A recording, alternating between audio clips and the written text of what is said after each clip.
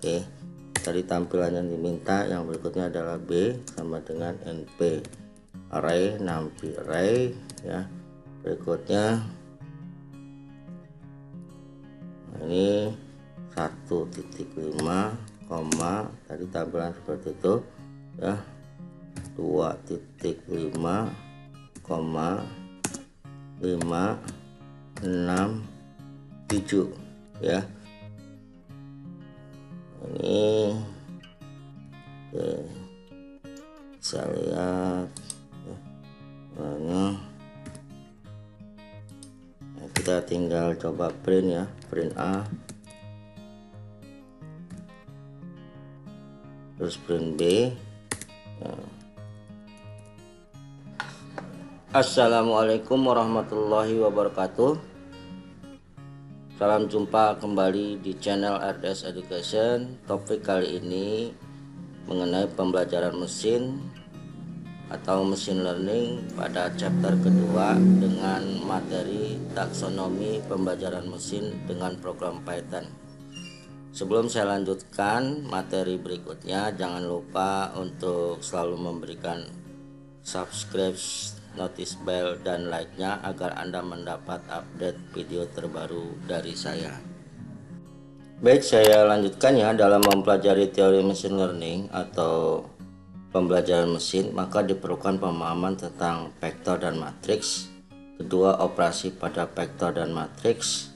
Yang ketiga adalah teori probabilitas. Yang keempat, Bayes rules. Yang kelima adalah maksimum likelihood ya. Nah, untuk vektor ya, vektor adalah matriks yang hanya memiliki satu kolom saja atau hanya memiliki satu baris saja ya. Ini sama dengan array gitu ya. Vektor dinotasikan dengan huruf kecil dan dicetak tebal. Penulisan vektor adalah sebagai berikut ya. X sama dengan X1, X2 sampai dengan Xn. Vektor tersebut dapat ditulis juga dalam bentuk transpose vektor, yaitu X transpose sama dengan X1, X2 sampai Xn. Atau bisa ditulis juga dalam bentuk X transpose X1, X2, Xn. Berikut adalah beberapa buah contoh vektor ya. A sama dengan vektor A 5, 6, 6, 9, B sama dengan 8, 1, 9, C sama dengan 4, 0, 5, 4, 5, 9. Nah, ini saya akan menjelaskan ya mengenai vektor ya dan matriks ya. Matriks dengan mengimplementasikan program Python ya. Nah, untuk matriks sendiri adalah susunan angka-angka dalam bentuk bujur sangkar atau persegi panjang yang diapit oleh tanda kurung. Semua bilangan yang ada di dalam matriks adalah bilangan real ya. Matriks dinotasikan dengan huruf kapital dan dicetak tebal. A sama dengan matriks A11 yaitu baris dan kolom, artinya baris 1 kolom 1 ya, sampai dengan A ya, A1 P ya, baris 1 kolom ke P ya, atau di sini baris kedua kolom 1 sampai dengan A baris 2 kolom P. Nah, begitu juga AN1 berarti A baris ke N kolom 1 gitu ya, sampai dengan A baris N kolom P. Nah, matriks A di atas memiliki N baris dan P kolom. Matriks A biasa disebut juga dengan matriks yang berukuran N kali P. Notasinya AIJ. I adalah untuk baris, sedangkan J adalah untuk kolom. Dalam matriks menunjukkan elemen matriks baris ke I dan kolom ke J ya.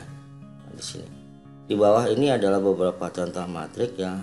B sama matriks B sama dengan 6, 5, 4, 9, berarti 6 ini di posisinya baris 1 kolom 1, 5 baris 1 kolom 2, 4 di baris 1 kolom 3 ya, 9 baris 1 kolom 4. Nah, begitu juga ya kalau dibacanya. Maka matriks B merupakan matriks berukuran 3x4 atau ordonansinya. Kalau kita lihat yang B ya, barisnya 3, kolomnya 4 ya, gitu ya. Sedangkan C berukuran atau berordonansi baris 3 kolom 3. Sedangkan D adalah matriks ya, barisnya 4 kolomnya 3 ya. Oke, itu untuk vektor dan matriks. Selanjutnya saya akan mengimplementasikan dengan program Python untuk vektor dan matriks. Baik, untuk implementasi dengan program Python ya, di sini saya menggunakan fungsi dari NumPy ya. Memiliki kegunaan untuk operasi vektor dan matriks ya. Fiturnya hampir sama dengan MATLAB dalam mengolah array dan array multidimensi ya, baik array 1 dimensi maupun array 2 dimensi.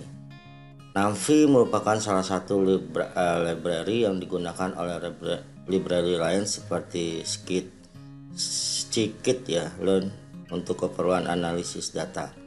Nah, pada kesempatan ini saya akan menggunakan PageSkit NumPy dengan Python.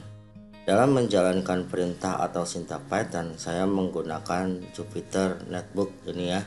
Ini tampilan daripada Jupyter Notebook. Nah, membuat NumPy vektor dan matriks ya. Pertama kita membuat vektor. Nah, ini contoh seperti tampilannya seperti ini ya, 1 2 3 4 gitu ya.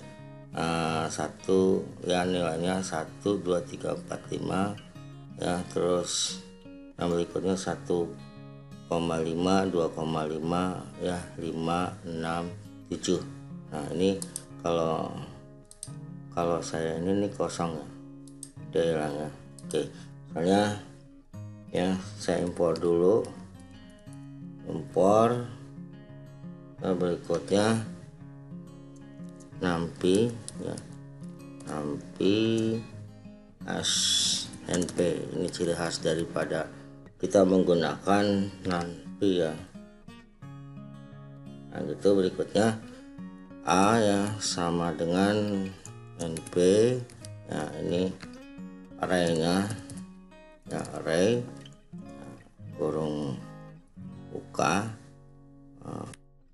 nilai 1 2 3 4 5 ya. Ini lihat. Oke, tadi tampilan yang diminta. Yang berikutnya adalah B sama dengan NP array, NumPy array ya. Berikutnya ini 1.5 koma, tadi tampilan seperti itu ya, 2.5 koma 5 6 7 ya. Ini oke, bisa lihat ya, nah, kita tinggal coba print ya, print A terus print B ya. Oke, coba saya lakukan. Terus ada yang salah ini ya, nomor OP mestinya ya, NP. Nah, udah betul ya. Jadi ini perintah untuk ini vektor A 1 2 3 4 5, vektor B 1,5 2,5 5 6 dan 7. Oke, itu membuat NumPy vektor dan matriks. Saya juga gunakan lalu untuk membedakan ya, fungsi berikut ya. Bisa contoh ya, lalu untuk membedakan vektor Python dan vektor NumPy menggunakan npRange. Nah, fungsi range misalnya ya, C sama dengan NP ya, titik range ya, range berikutnya ada misal 1,29. Tadi dia permintaannya dan parents-nya itu ya 1,20. Ini nanti kita bisa lihat di sini kita print C.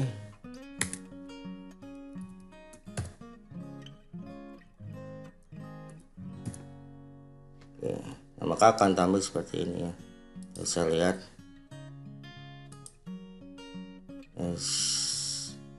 sampai print C.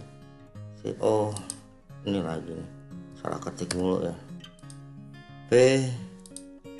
Nah, ini tadi yang diminta ya, yaitu 135. Nah, ini untuk membedakan vektor Python dan vektor NumPy ya, menggunakan NP range ya.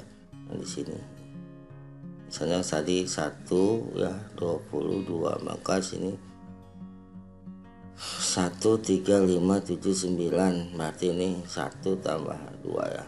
Nah, di sini 1 tambah 2 tambah 2 semua, maka ini nilainya.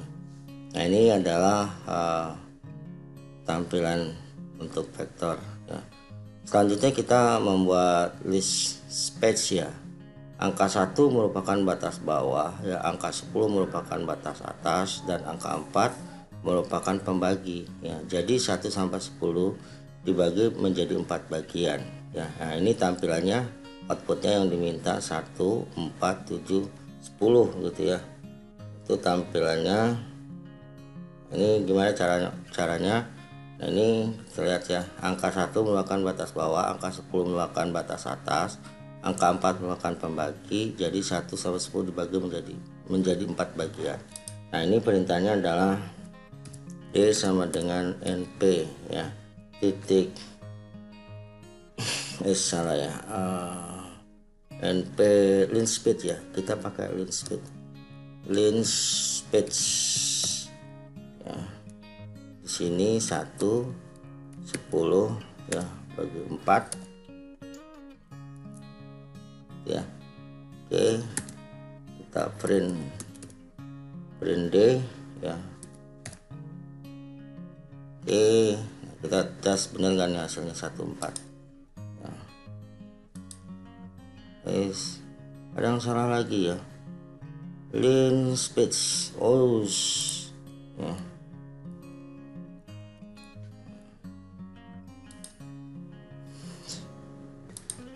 Nah, ini ya 1, 4, 7, 10 tampilannya yang diminta ya. Nah, ini kita menggunakan lint speed ya. Oke ya. Selanjutnya kita akan coba membuat matrik ya. Perintah ya untuk matrik ini tampilannya adalah 1, 2, 3 ya, matrik yang 1, 2, 3 ya, dan 4, 5, 6 ya. Kan misalnya saya kasih variabel E ya, misalnya NP array, jangan lupa ini untuk matrik kita penamanya array,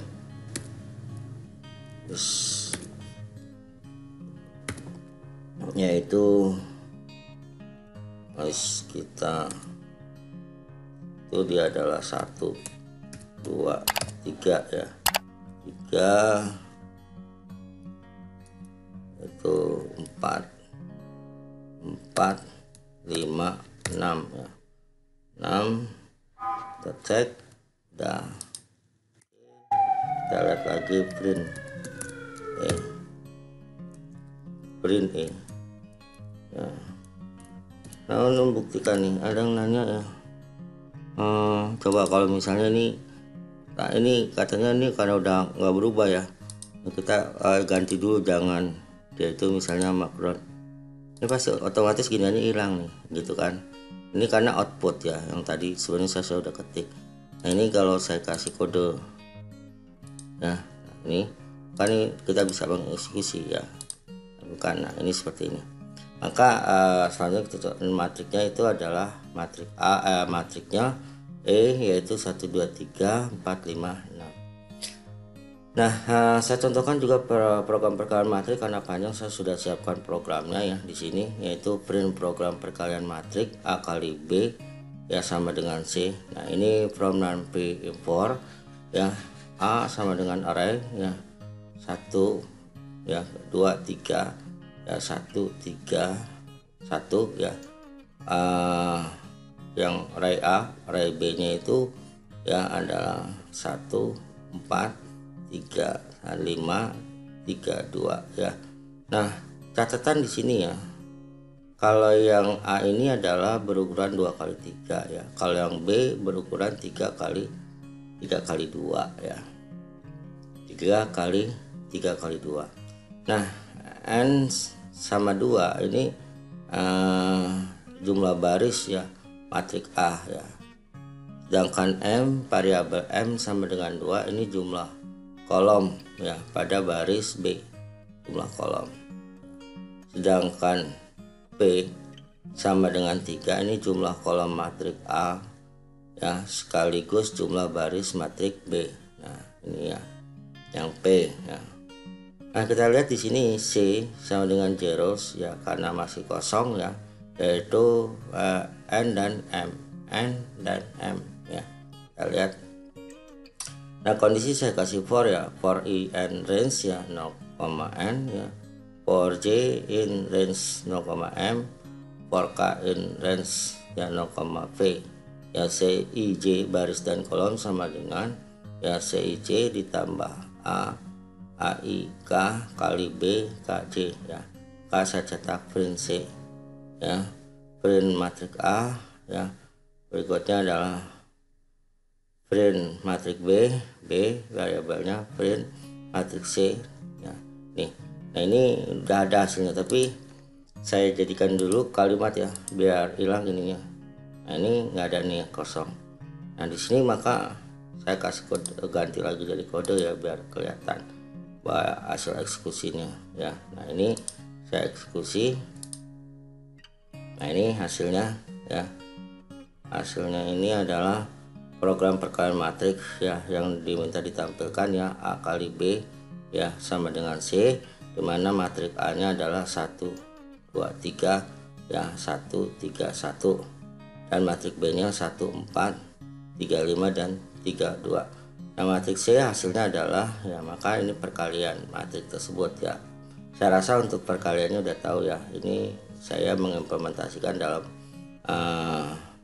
program Python. Baik ya, untuk selanjutnya taksonomi pembelajaran mesin ya. Taksonomi diambil dari bahasa Yunani, tasein yang berarti mengelompokkan dan nomos yang berarti aturan. Nah, sehingga taksonomi dapat diartikan sebagai pengelompokan suatu hal berdasarkan aturan tertentu. Dalam konteks pembelajaran mesin dapat dikelompokkan menjadi 2 kelompok berdasarkan cara atau teknik pembelajaran, yaitu pembelajaran tanpa supervisi atau istilahnya unsupervised learning. Yang kedua ada pembelajaran dengan supervisi atau supervised learning. Apa sih perbedaannya pembelajaran tanpa supervisi, pembelajaran dengan supervisi? Nah, di sini pembelajaran tanpa supervisi atau unsupervised learning, pertama sebuah pendekatan di mana tidak terdapat data latih dan tidak memiliki atribut target. Artinya data atau fakta yang kita dapat itu belum teridentifikasi nilai atributnya, tapi masih data-data yang perlu nanti harus dibuatkan diidentifikasi atributnya. Kedua, tujuan dari pendekatan ini adalah pengelompokan suatu data ke dalam beberapa kelompok baru. Nah, ini berarti ada istilah pengelompokan atau clustering. Jadi data yang nanti kita olah ya, kita lakukan proses perhitungan dengan clustering atau pengelompokan. Nah, pengelompokan yang baru inilah yang akan membentuk. Biasanya pengelompokan ini kalau ini menggunakan salah satunya ini menggunakan algoritma K-means ya. Di algoritma K-means itu ya clustering atau pengelompokan ya, clustering atau pengelompokan ini biasanya terdiri dari 3 kelompok ya, cluster. Nah, untuk menentukan data yang pertama ini, pada saat data masuk kita bikinkan tabel. Nah, pengelompokan itu, cluster itu biasa kita bagi 3 ya, 3 kelompok pengelompokan. Yang pertama kelompok dengan data nilai tertinggi, yang kedua kelompok dengan data nilai rata-rata, yang ketiga ada pengelompokan dengan data nilai terendah ya. Nah ini untuk pendekatan pengelompokan atau clustering ya, kalau Anda nanti terutama mahasiswa saya ya yang ingin tahu tentang algoritma clustering seperti algoritma K-min, bisa ke channel saya RDS Education. Di situ ada video tutorial ya, studi kasus dengan menerapkan algoritma K-min. Nah, di situ saya jelas membahas satu studi kasus dengan menerapkan algoritma K-min. Oke. Berikutnya, algoritma ini digunakan untuk mencari pola ya dari semua atribut ya. Nah, jadi algoritma yang digunakan mencari pola dari semua atribut yang kita tentukan karena berdasarkan pengelompokan tersebut ya. Kumpulan data atau dataset yang digunakan tidak memiliki atribut target ya, karena memang datanya ya belum teridentifikasi ya. Itu clustering merupakan contoh dari unsupervised learning ya, pembelajaran tanpa supervisi. Nah, kalau dilihat di sininya skemanya ya, di sini ada input raw data ya, data mentah ini ya. Kita masuk ke dalam interpretation. Di sini kita akan mengelompokkan ya data-data tersebut ya, data-data tersebut masuk ke sini ya, dimana kalau kita lihat kita tidak tahu outputnya seperti apa di sini ya, dan juga datanya belum disiapkan. Nah, kita akan menginterpretasi sendiri data-data tersebut. Nah, makanya Anda bisa lihat ya di video saya tentang penerapan algoritma K-means ya pada studi kasus X gitu ya, di channel saya ada ya. Nah, berikutnya kita akan masuk ke sini ke algoritma. Ini algoritma siapa ya? Contohnya kalau pakai K-min berarti algoritmanya K-min. Nah, K-min itu ada langkah-langkah algoritmanya ya yang harus kita ikuti. Nah, hasil dari algoritma ini menjadi sebuah proses. Nah, proses ini nanti mungkin pengembangannya kita menggunakan pembuatan sistem ya, pembuatan sistem berbasis komputerisasi. Nah, disinilah nanti akan mendapatkan output ya, hasil outputnya keluarannya. Nah, ini yang dinamakan pembelajaran tanpa supervisi atau unsupervised learning. Nah, itu contohnya tadi ya. Nah, kalau kita lihat di sini data set tanpa target ya, atribut atau feature ya, span length ya, cm span width ya, lebarnya, ini panjangnya, lebarnya, ini petal length ya, maksudnya ada petal width ya. Nah, ini panjang petal, lebarnya petalnya ini ya. Kita lihat di sini.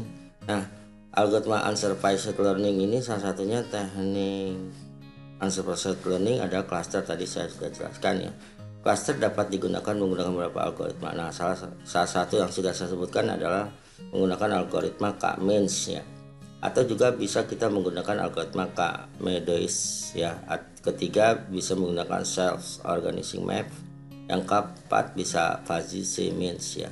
Nah, ini tinggal Anda menguasai salah satu algoritma ya. Syukur-syukur 4 algoritma ini Anda bisa kuasai. Nah, yang berikutnya adalah pembelajaran dengan supervisi ya. Supervised learning ya. Sebuah pendekatan di mana sudah terdapat data yang dilatih ya, dan terdapat atribut target nilai yang akan diprediksi. Tujuan dari pendekatan ini adalah mengelompokkan suatu data dalam kelompok data yang sudah ada. Nah, kalau 2 poin ini, pendekatan di mana sudah terdapat data yang dilatih, artinya datanya itu sudah kita kenali, teridentifikasi, yaitu data atributnya ya sudah.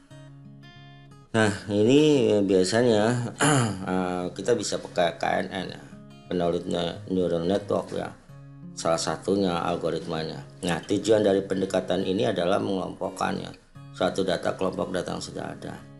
Yang ketiga adalah kumpulan data atau dataset yang digunakan sudah memiliki atribut target ya. Keempat ya, klasifikasi dan regresi ya, prediksi dan estimasi ya, merupakan contoh dari supervised learning. Nah, ini pembelajaran dengan supervisi ya. Di sini adalah input data mentahnya yang kita masukkan. Nah, algoritma karena ini disiapkan, data atributnya sudah teridentifikasi ya, maka kita bisa lihat kita lakukan penyiapan training datasetnya ya. Berikutnya kita tahu depend format outputnya yang dihasilkan ya. Ini dari supervisionnya nih ya. Nah ini kita melakukan suatu proses. Nah proses ini nanti outputnya dari algoritma ini menjadi suatu hasil. Kalau kita bantu dengan ilmu komputer ya, ini kita bisa nanti melakukan suatu proses komputerisasi ya, membuatkan aplikasi, maka outputnya akan dihasilkan seperti ini. Nah ini dataset dengan target ya, atribut, feature ya, ada sepal length ya, sepal widthnya, sepal panjangnya, sepal lebarnya, petal panjangnya dan petal lebarnya ya, dan tipenya ya. Kenapa? Karena kenapa tipenya ada? Karena datanya sudah disiapkan ya, berarti atributnya sudah ada ya, baik kelas, label dan target. Oke ya, dan nominalnya ya, dan ada numeriknya. Nah ini salah satu ya teknik supervised learning adalah estimasi, prediksi dan klasifikasi ya. Ini banyak sekali ya, dapat dilakukan menggunakan beberapa algoritma ya. Estimasi seperti linear regression ya. Kalau di ilmu statistik itu linear regression itu ada dua ya, ada linear tunggal ya dan linear berganda. Nah, maksud kalau bukan tunggal, linear sederhana ya. Ya di sini tuh nanti kita menentukan variabel x dan y-nya ya. Variabel x biasanya adalah variabel independen bebas, sedangkan y adalah variabel dependen. Jadi variabel y bergantung sekali dengan variabel x gitu ya. Nah kalau kita menggunakan biasanya data-data ini kita sudah menyiapkan atributnya ya. Lalu misalnya data kita bikin di Excel ya, di tabel, lalu kita tarik ya ke ke aplikasi SPSS ya, nanti kita identifikasi atributnya ya, terus lalu kita lakukan sebuah proses analisis regression. Nah itu kalau kita menggunakan SPSS ya. Nah, juga kita bisa menggunakan neural network ya, neural network dan support vector machine. Nah ini juga bisa nih ya, algoritma neural network ya.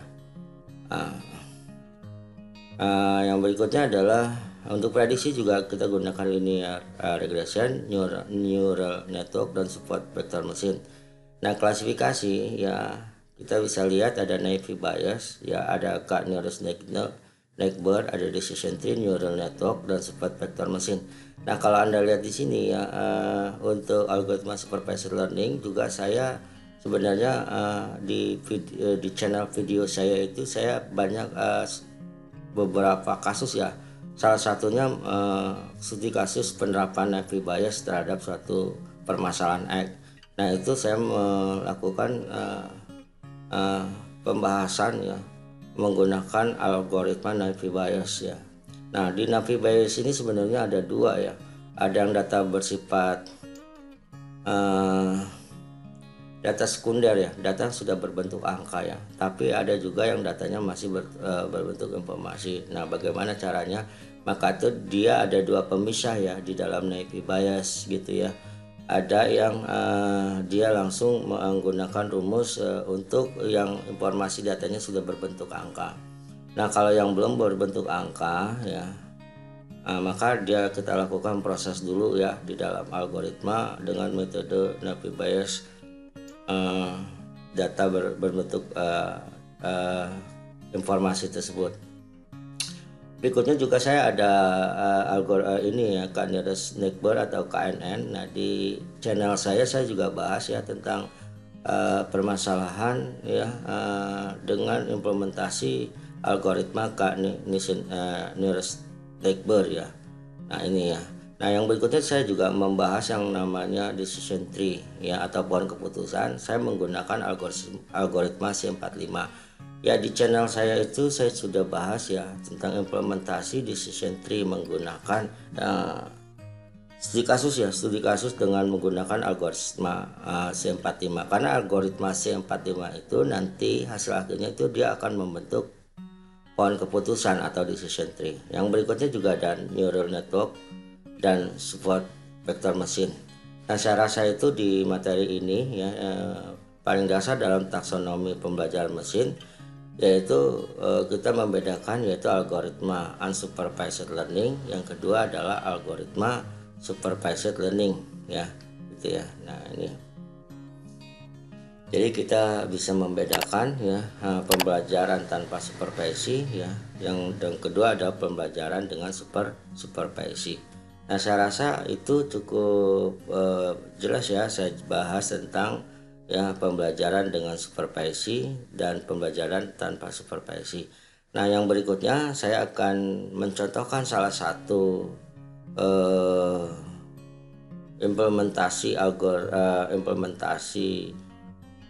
algoritma K-means ya menggunakan instruksi program Python ya untuk selanjutnya ya. Contoh salah satu bagaimana kita menerapkan algoritma unsupervised learning, yaitu algoritma tanpa supervisi ya dengan ini ya, dengan K-means ya. Baik, saya lanjutkan ya implementasinya. Baik, saya lanjutkan ya. Untuk ini salah satu contoh algoritma unsupervised learning atau algoritma tanpa supervisi ya, pembelajaran tanpa supervisi dengan K-means ya. Nah, kalau lihat di sini bagaimana sih cara kerja K-means clustering ya. Untuk memproses data algoritma K-means clustering, data dimulai dengan mengelompokkan pertama centroid ya, yang dipilih secara acak ya, yang digunakan sebagai titik awal untuk setiap cluster, dan kemudian melakukan perhitungan berulang-ulang ya sampai ditemukan yang optimal ya, yang sesuai dengan kondisi yang sebelumnya. Nah, untuk mengoptimalkan posisi centroid, proses ini berhenti atau telah selesai dalam mengoptimalkan cluster ketika satu ya, di sini adalah centroid telah stabil ya. Artinya misalnya kita melakukan pengulangan sampai 3 kali ya. Nah, ternyata di pengulangan kedua dan ketiga itu sama ya. Berarti posisinya berarti pengulangan ketiga perhitungannya itu dianggap selesai. Kalau misalnya pertama gini ya. Pertama kita lakukan proses penghitungan untuk menentukan centroid, terus kita lakukan lagi penghitungan kedua. Nah, kalau yang kedua ke satu masih berbeda, maka kita hitung lagi pengulangan untuk centroid yang ketiga ya. Nah, kalau ketiga itu sudah sama dengan yang kedua, maka kita anggap itu sudah optimal cluster tersebut ya. Paham ya? Nah, jumlah iterasi yang ditentukan telah tercapai ya. Sekarang kita bakalan mulai ya mencoba K-means clustering ya. Data yang akan kita gunakan di sini adalah data-data ya retail cola ya, penjualan cola ya. Kalian bisa dapetin ini ya. Selanjutnya kita harus mengimport fetchget ya yang kita butuhkan. Nah, ini di sini. Nah, kalau Anda lihat ya di sini ya, ini saya jalankan implementasi programnya ya. Ini programnya ya. Jadi implementasi algoritma K-means ini adalah programnya. Nah, ini import pandas ASPD ya. Jadi di program K-means ini kita selain nampi kalau misalnya Anda menggunakan Jupyter Notebook ya, Numpis belum ada, berarti Anda harus install dulu Numpisnya ya. Kalau nggak salah PIP Go ya. Di situ kita nanti bisa install ya. Contohnya itu kalau di sini ya, kalau misalnya kalau Anda belum tahu tentang bagaimana ya untuk Numpi ya.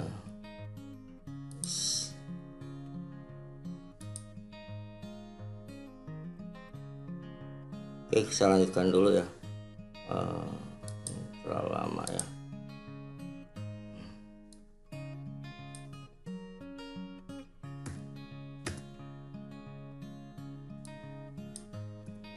Nah ini.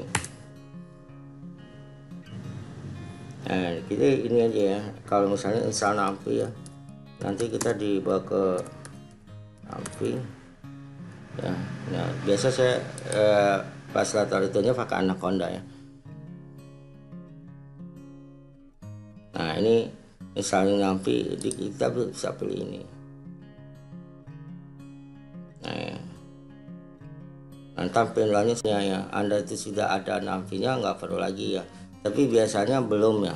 Maka Anda harus melakukan instalasi Numpi ya, agar nanti pada saat program kita instruksi kita itu pakai Numpi ya, seperti ini dia akan terdeteksi. Kalau tidak tidak akan terdeteksi. Ini cukup lama juga ya, saya jelaskan dulu aja di sini ya.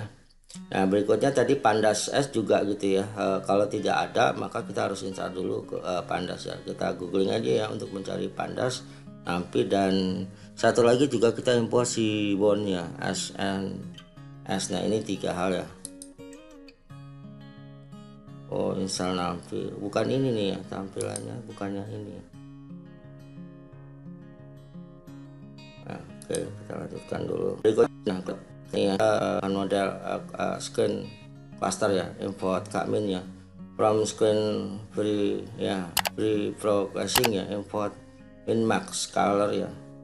Nah, retail sama dengan PDRED ya, CSP retail color CSP ya. Ini berarti datanya ya yang kita baca ya, yang udah kita siapkan. Retail head ya, jadi datanya udah kita siapkan. Nah, kalau dia di running dia akan tampil seperti ini ya.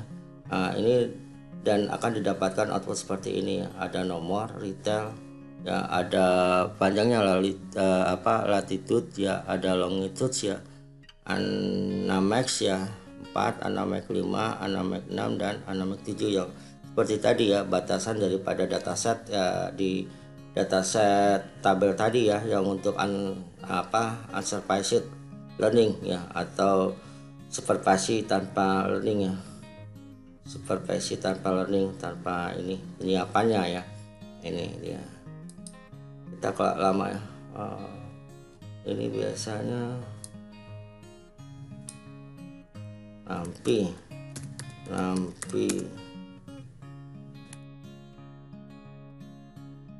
kita retail info, maka dia akan keluar seperti ini ya. Skala spandi, karena apa? Ada Pandas, maka Pandasnya juga ini harus kita install dulu ya. Kalau misalnya belum ada di pakai medianya Anaconda, maka kita caranya adalah kita install Pandas ya, Pandas itu ya. Nah kalau sudah ada ya berarti tidak perlu ya. Selama ya, internet saya agak lambat ya. Oke. Nah, kalau Anda lihat nih di Anaconda ini sendiri seperti ini ya. Nah ini ya, kalau Anda lihat di sini ya, yang saya ini di kelihatan ya. Tapi saya sudah install ya. Dia biasanya ada NumPy di sini ya, ada Pandas ya. Jadi kalau misalnya belum ada, Anda harus install dulu ya, install dulu dari NumPy tersebut ya. NumPy tersebut harus diinstal dulu ya. Kalau sudah ada berarti tidak perlu lagi ya. Nah kalau misalnya belum ada nih, kita harus install dulu ya, install dulu NumPy-nya. Ini agak, nah pada saat Anda navigator nih, internet kita ini harus jalan ya, jangan nggak jalan ya, karena dia akan ngecek gitu ya. Ini lama ya.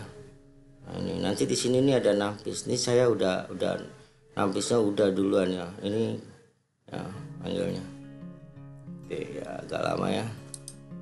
Saya ikan saja, kembali lagi ke sini ya. Nah ini nanti ada, saya lupa ya, itu nanti apa ya, NumPy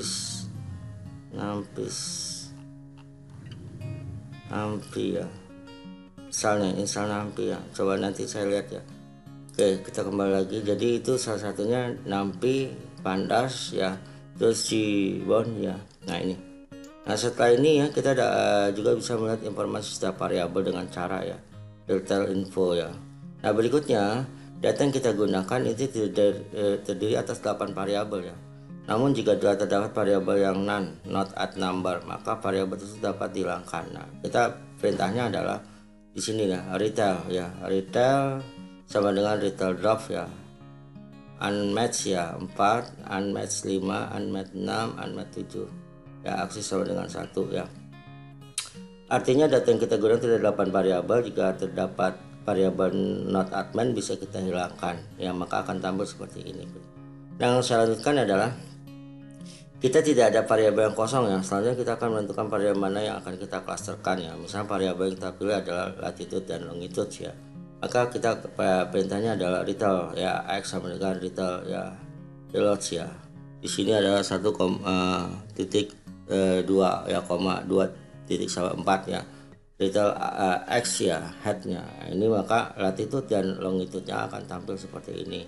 Ya, selanjutnya ya, kita dapat melihat persebaran data tersebut dengan cara berikut ya. Nah, maka ini adalah perintahnya ya, perintahnya. Ini mungkin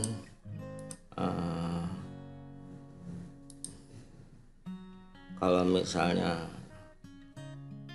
biar kelihatannya, nah ini seperti ini nih. Nah, ini perintahnya, ini nggak pakai tanda ini perintahnya ya. SN scattered plot ya, x sama dengan longitude y, latitude ya, data retail s, color red ya, apa gitu ya. Kalau misalnya saya kembalikan codingnya ya seperti ini ya, tuh. Jadi kalau ada mau screen ya perintahnya, nah, ini saya jelaskan seperti ini ya. Nah, ini buffernya jadi dipakai kalau nanti program ya. Kalau kita running nih dan dipakai nih buffernya ya, perintahnya seperti ini ya. Nah, ini juga seperti ini. Ini kalau Anda mau pakai ya. Kalau kita pakai ini sama ya. Kita pakai, kalau pakai Markdown gede nggak hasilnya? Oh, sama ya. Kita pakai ini cuma dia gedenya 1 ya. Nah, ini nih. Ini perintahnya yang retail x sama dengan retail. Nah, misal kalau saya kasih ini gitu ya biar kelihatan perintahnya. Nah, ini dia gitu loh. Ini perintahnya itu retail x sama dengan retail elots ya, titik 2,2.4 ya, retail x ya, head ya. Nah, itu ya. Nah, kalau kita nanti kalau nggak ini nggak jalan nih, karena instruksi bukan lagi kode ya, tapi program ya. Oke, nah ini kita hilangkan ya. Ini contohnya. Nah, ini juga bisa saya gedekan ya. Nah, kalau mau lihat biar lebih jelas, ini seperti ini ya, seperti ini. Ini biar kelihatan perintahnya, saya kasih dulu ke sini ya. Ini retail sama dengan retail drop, unnamed ya, 4, unnamed 5, unnamed 6, unnamed 7, aksi 1 ya, retail head. Nah, ini boleh screen. Nah, saya kembalikan lagi ya. Kalau saya running lagi dia akan error gitu loh, kalau bukan kode. Kalau kode Python nih ya, kita kembalikan lagi ya. Nah, gitu. Ini ya programnya. Ini juga kalau saya besarkan ya, ini kalau pakai biar kelihatan. Nah, ini dia retail ya, info ya. Nah, kita kembalikan lagi.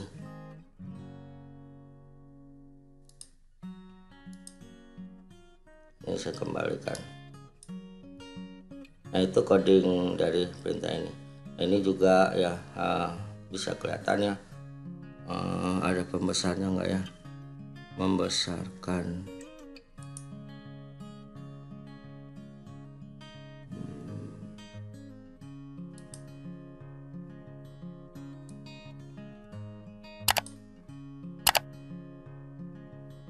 Saya lupa ya membesarkan di sini.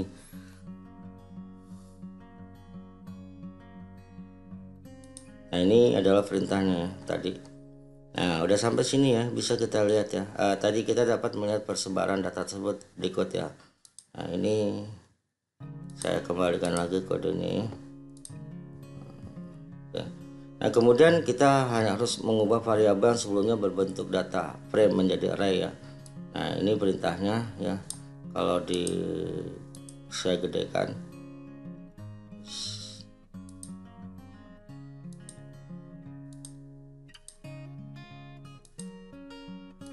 dari kemana ya? Oh, ini ya. Nah, ini dia nih.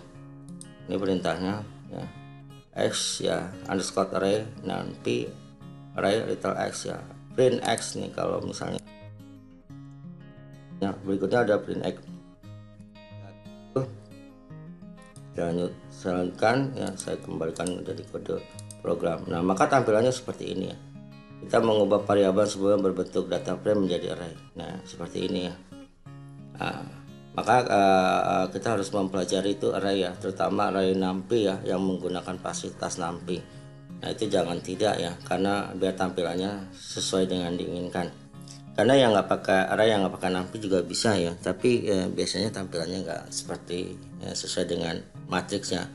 Nah, karena ukuran data sangat jauh perbedaannya ya, rentang antara longitude dan latitude yang akan menyebabkan plot tidak muncul dengan sempurna, maka kita harus melakukan standarisasi. Maka saya menggunakan scalar ya, sama dengan min max scalar ya. Ini fungsi scalar ini adalah untuk menampilkan ya kecil atau besarnya ya, suatu nilai ya, min maxnya itu ya. X scalarnya scalar fit transform ya, X ray ya, scalars ya. Ini kalau misalnya dibesarkan ya, dibesarkan, nah seperti ini ya, ini perintahnya. Ini ya, perintahnya seperti ini kalau dibesarkan. Nah ini perintahnya. Scalar min max ya, X scale sama dengan scalar fit transform ya, X. Nah itu ya. Nah tuh, oke, saya kembalikan lagi ya.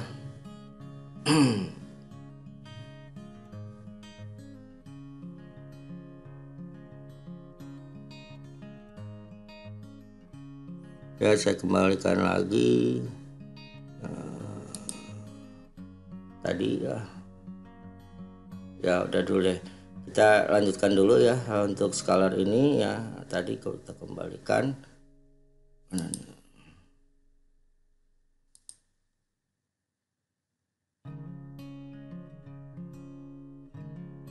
scalar min max X.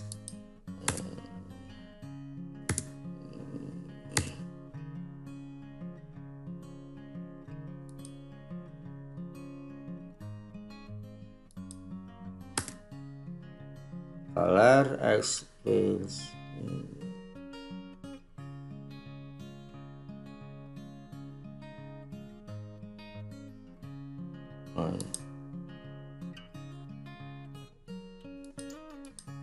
nah ini pada saat kita ditampilkan ya ini. Nah berikutnya dari ini kita dapatkan dilihat bahwa hasil dari scaling data yang membuat data kita yang kita miliki berada di antara 0 dan 1 ya, sehingga tentunya akan lebih mudah untuk diklasterkan. Nah ini seperti ini ya, item ya sama dengan k-means ya, n cluster sama dengan 5 random stage ya. Ini kalau misalnya dibesarkan ya, ininya seperti ini ya, ini ya, menentukan cluster data ya, atau ini kalau kita besarkan dia besar juga ya. Oke, ini nggak mau ya, misalnya kita besarkan posisi yang di sini, nggak mau ya, dia harus satu ya. Nah ini k-means n cluster ya, random, terus menentukan cluster dari data ya, k-means file X ya, scalars ya, print k-means ya. Nah ini kalau kita membesarkan ya, membesarkan tampilan ini.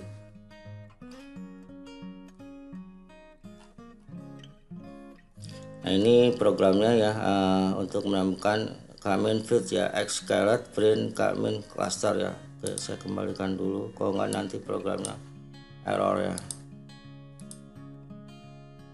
seperti ini. Nah berikutnya kita dapat mencari nilai pusat dari masing-masing cluster ya. Tadi ini udah ya, untuk berada di antara 0 dan 1 ya, sehingga akan lebih mudah untuk diklasterkan. Kita dapat mencari nilai pusat ya dari masing-masing cluster ya. Ini adalah perintahnya ya, print k-means label ya. Berikutnya retail cluster sama dengan k-means label ya, retail head ya, maka akan tampil seperti ini ya. Nah kemudian tampilkan hasil clustermu dan tambahkan kolom clustermu ya ke dalam sebuah frame. Nah ini dia adalah bentuk grafik ya, ini skala longitude dan skala latitude ya. Di sini adalah perintahnya flick ya, xfit subplot ya. Nah ini dia SCT ya, ini panjangnya. Ini adalah perintah ya untuk menampilkan untuk graf hasil clustering ya Kak Min ya. Nah, kalau Anda lihat di sini ya, apabila pengelompokan itu penyebarannya merata ya, malah skala kalau di SPSS ya, apa statistik ya, penyebarannya merata ini berarti penyebarannya terdistribusi dengan normal ya. Kalau tidak merata ya, misalnya kalau ini merata kan dari atas ke bawah ada, kalau ke atas semua itu distribusi tidak normal ya. Nah ini hasil dari cluster yang menggunakan algoritma K-mean ya. Saya rasa itu aja ya untuk pengenalan contoh dari sebuah algoritma K-mean ya sebagai supervised ya. Nah, oke, machine learning ya, unsupervised learning ya ini. Oke, saya rasa saya cukupkan ya untuk contoh daripada instruksi program Python ya pada algoritma K-mean. Oke, saya rasa cukup sekian ya. Minggu berikutnya saya akan bahas lebih banyak lagi ya mengenai model-model yang lain sesuai dengan pertemuan ketiga ya. Oke. Dan sebelum saya tutup ya, saya mohon maaf juga apabila ada interpretasi kata-kata saya ada yang salah ya di dalam menjelaskan ya materinya, mohon maaf ya.